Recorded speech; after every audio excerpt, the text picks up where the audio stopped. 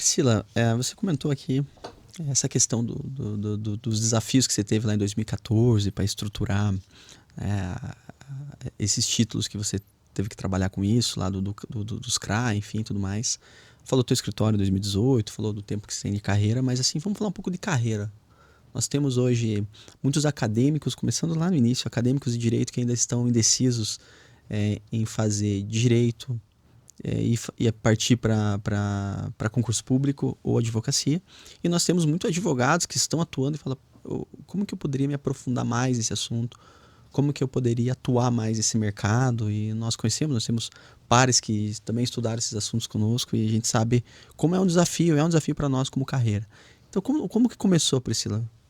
Quando se escolheu o direito, lá atrás mesmo?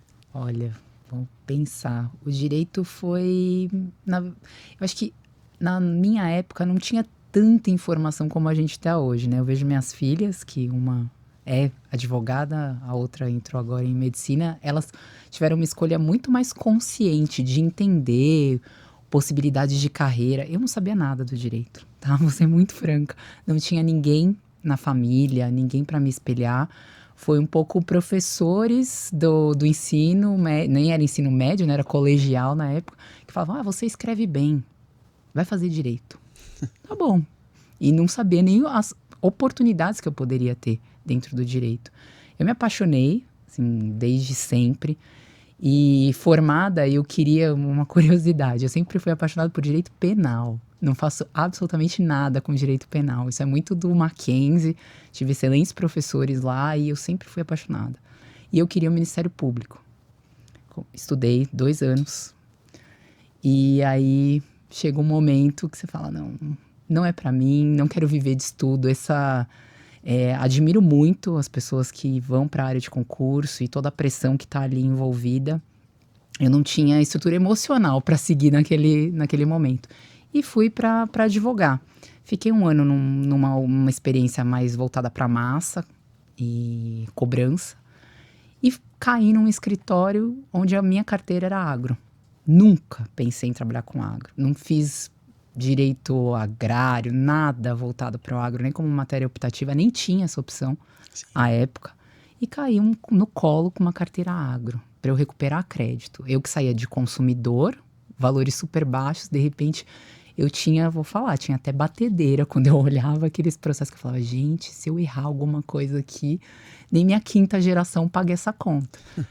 E comecei a me apaixonar pelas estruturas. Eu comecei na recuperação de crédito, com os arrestos, execuções, algumas ações indenizatórias, produto que não surtia efeito na lavoura, algumas discussões nesse sentido, ou negativação indevida. Depois eu fui para o consultivo e fui apresentada para as operações de mercado de capitais. Fui entender as estruturas, aí entrei nessa operação de crafting ou outras estruturas de risk sharing, que a gente fazia com banco, indústria, e migrei, né, para o consultivo, mas sempre tendo um olhar para o contencioso, porque a minha origem era do contencioso. E fui me apaixonando cada vez mais. E eu Se tava. complementa, né? Se Exato. complementa uma com a outra. E eu tava muito dentro da estrutura do negócio. Uma escola, para mim, foi a época, eu ia uma vez por semana, eu ficava alocada na Singenta. Só que eu ficava com as pessoas do crédito, eu não ficava com o jurídico. Então eu entendia as dores deles, entendi as pressões deles, o que foi uma escola para mim. Porque quando chega para o prestador: eu preciso desse caso para ontem, o produtor vai sair, vai viajar e não tem quem assine. Eu falava: isso aí é conversa. Quando você tá do lado do cliente, você entende, é real, ele só tá escalonando a pressão que ele tá recebendo. Então eu comecei a ter um olhar muito mais empático quando vinham essas pressões e muito mais de negócio. Porque uma coisa que eu aprendi na faculdade, eu não sei se as faculdades mudaram hoje, mas eu aprendi a ter uma visão super restritiva, legalista, onde o advogado é o aplicador da lei, ponto. A gente é formado para dizer não. Isso aqui não pode, isso aqui não está na regra. Quando você parte para o negócio, você não pode ser esse tipo de cara, porque você vai burocratizar, você vai travar o negócio. Você tem que ser um aliado do negócio. Você não sobrevive, né? Você não Exato. sobrevive nesse mercado. Você tem que Se ser você não souber do negócio. Exato, você tem que ser um aliado. A operação vai sair. Então, como que eu trato essa operação de uma forma para eu mitigar riscos para essa operação. Não adianta eu falar: "Não, não faça". Não é isso que a empresa, que seu cliente quer ouvir. Então eu comecei a ter uma visão mais para o negócio. A linguagem que a gente usa enquanto advogado também é uma barreira. Eu tinha linguagem jurídica e eu aprendi a brocardos em latim. Tipo, é uma piada isso. Sim, hoje em dia, então. Eu sou a maior defensora da linguagem simples. No escritório, cada um que entra é uma doutrina comigo. Eles falam que tudo que eles escrevem volta sangrando, porque eu caneto mesmo. Eu não vou reduzindo. Hoje a gente tem uma questão tempo. Tempo é o maior ativo. Você tem que ser direto. Você está lidando com pessoas do negócio. Hoje a gente lida com a área jurídica das empresas, mas o meu maior cliente não é a área jurídica.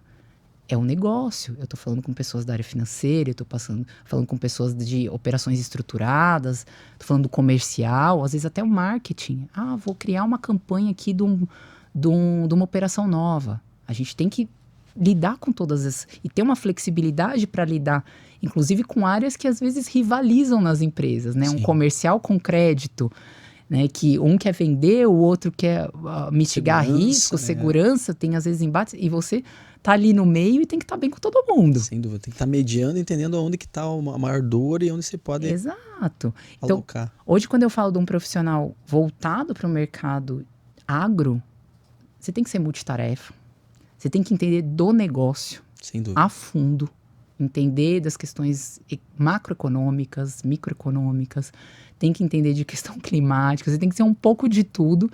E no direito, eu acho que essa minha passagem contencioso e consultivo foi muito importante para mim. Hoje, no escritório, eu sou quase um Severino, para falar português. Eu faço um pouco de tudo, mas eu tenho que ter um olhar para estruturar uma operação.